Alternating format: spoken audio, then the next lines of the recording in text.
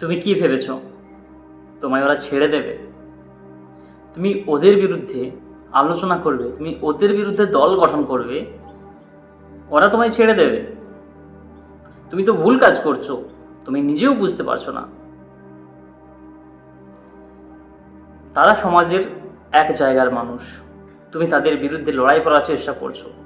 তুমি তো একটা সামান্য মানুষ, তুমি কিভাবে বুঝলে তারা তোমাকে ছেড়ে দেবে, তুমি জিতে যাবে?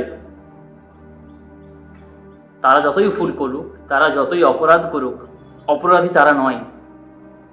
এই সমাজে অপরাধী তারাই যে প্রতিবাদ করে, যারা প্রতিবাদ করে তারাই সব থেকে বড় প্রতিবাদী, তারা সব থেকে বড় অপরাধী এই সমাজের মুখে।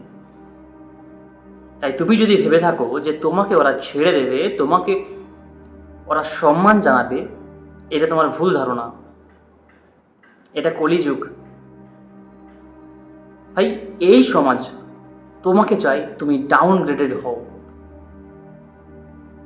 এই সমাজের প্রত্যেকটা ব্যক্তি নিজেকে ডেভেলপ করতে চায়, সে চায় না আমার সাথ দিয়ে কেউ এগিয়ে আসুক। অতএব এই জায়গায় দাঁড়িয়েও কেউ চায় না আমার বিরুদ্ধে কেউ প্রতিবাদ করুক। আমি ভুল করেছি, সেটা আমার ভুল, কিন্তু আমি ঠিক। এই সমাজ এটা জানে, এই সমাজের প্রত্যেকটা উচ্চপদস্থ ব্যক্তি এটা ভাবে, এই অহংকারে মত্ত থাকে যে আমি ভুল করতেই পারি না, আমি ঠিক করি, আমি ঠিক করেছি। কিন্তু নগণ্য মানুষ, নিচু তোলার মানুষ যখনই একটু আওয়াজ তোলার চেষ্টা করে, প্রতিবাদ করার চেষ্টা করে, তখনই তাকে সবাই চেপে ধরে এবং তাকে স্বীকার করতে বাধ্য করায় সে প্রতিবাদ করে ভুল করেছে।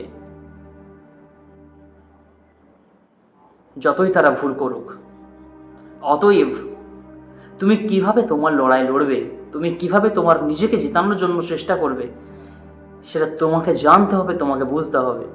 তোমার পাশে কেউ নেই এই সমতে, তোমার পাশে কেউ নেই এই সমাজে। এই সমাজ বড়ই স্বার্থপর। এই স্বার্থপরতার